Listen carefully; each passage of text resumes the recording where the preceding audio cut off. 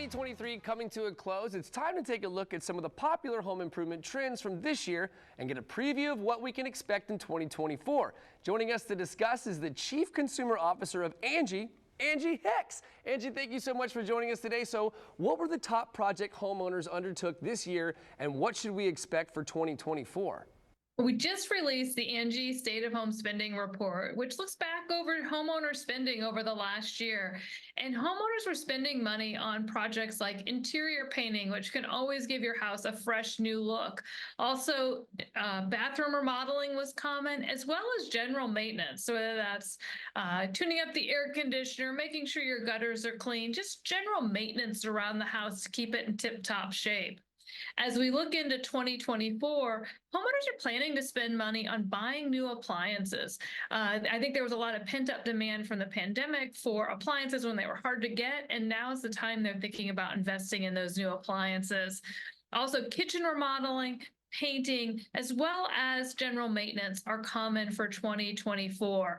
In both years, we saw an increase in spend in 23 compared to 2022, and we expect to continue to see strong spending into 24 on home improvement.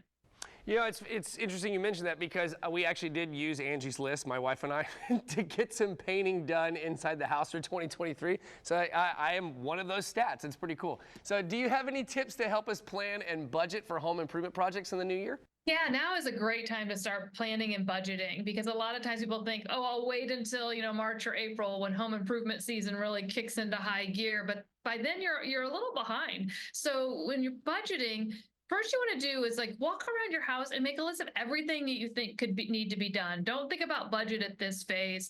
And then lay down next to that how much you think those projects will cost. If you're not sure how much a project's going to cost, you can go to Angie.com, and we've got all kinds of pricing guides on every project you can think of, whether you're putting on a new roof or doing that dream kitchen remodel. And then you can lay your budget against those items and determine which things you can tackle for 2024 and which things you might need to save a little more for. But that way it avoids the surprises. Very good idea. Very good idea. So how do we know if a project can be considered DIY or if it's time to call it a pro?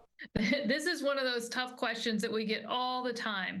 And I think the three questions you need to think about when assessing whether a project is DIY is whether you have the skill, whether you have the time, and whether you have the tools. So we may have all seen a video of a home improvement project being done. It looked not that hard, but we always need to keep in mind it was probably a professional doing the video, as well as them having the right tools.